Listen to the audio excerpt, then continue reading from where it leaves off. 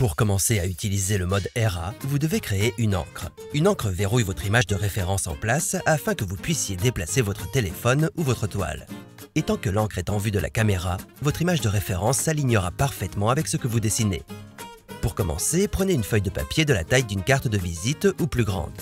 Puis prenez un stylo ou un marqueur noir et ajoutez beaucoup de gribouillis avec plusieurs points d'intersection et des formes différentes. Plus il y a de petits détails, plus l'encre fonctionnera bien. En outre, plus votre encre est grande, plus vous pouvez éloigner le téléphone de votre toile tout en maintenant un positionnement précis. C'est une bonne idée de scotcher votre encre en place sur votre papier avant de dessiner. Cela garantit que votre image de référence sera toujours au bon endroit. Vous devriez être invité à créer une encre immédiatement. Cependant, si vous voulez créer une nouvelle encre, appuyez sur Outils, puis sur RA, puis sur Encre. Pour télécharger votre encre, appuyez sur Créer une encre. Appuyez ensuite sur le bouton violet en bas de l'écran pour faire apparaître la caméra. Assurez-vous que votre caméra est parfaitement à niveau avec l'encre. Vous ne voulez pas qu'il soit incliné comme ça ou comme ça, sinon il pourrait déformer votre image superposée quand elle est virtuellement projetée sur votre papier. Une fois que vous avez terminé, appuyez sur Utiliser l'image dans le coin inférieur droit de l'écran.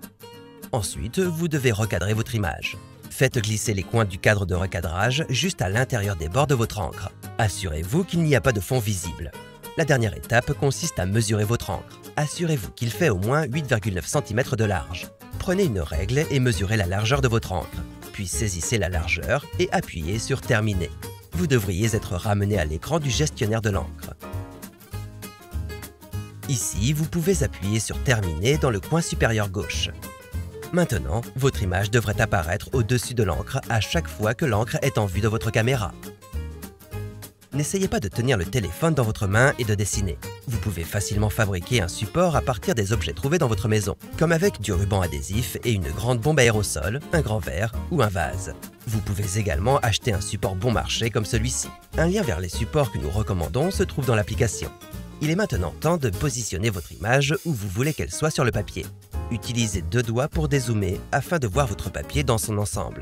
Ensuite, appuyez sur le bouton Déplacer et en utilisant un doigt, vous pouvez déplacer votre image. En utilisant deux doigts, vous pouvez agrandir, rétrécir ou faire pivoter l'image.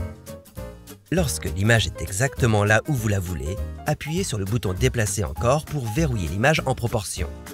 Vous pouvez maintenant zoomer pour dessiner les détails ou vous pouvez dézoomer pour voir votre dessin dans son ensemble. Pour rendre l'image plus ou moins transparente, vous pouvez appuyer sur le bouton Opacité dans le coin inférieur droit de l'écran. Vous pouvez utiliser le curseur pour rendre votre image plus ou moins transparente.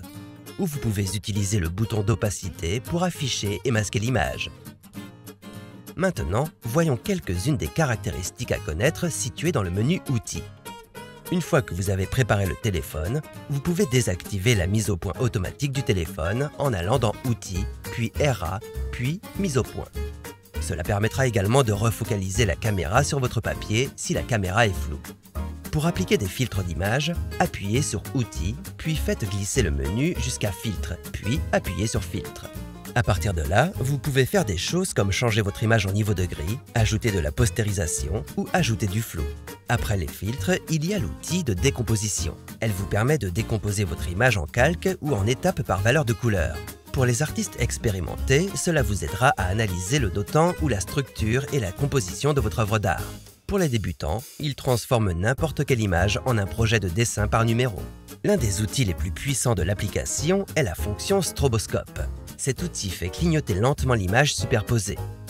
Cela permet de voir plus facilement où vous avez déjà dessiné et où vous devez encore dessiner, et vous aide à voir les zones qui doivent être plus claires ou plus sombres. La dernière fonction qu'il faut absolument connaître est le bouton Enregistrer. À partir de là, vous pouvez enregistrer des timelapses de vos dessins, sans la superposition comme ceci. Assurez-vous que si vous postez votre timelapse sur les médias sociaux, de nous taguer pour un repost.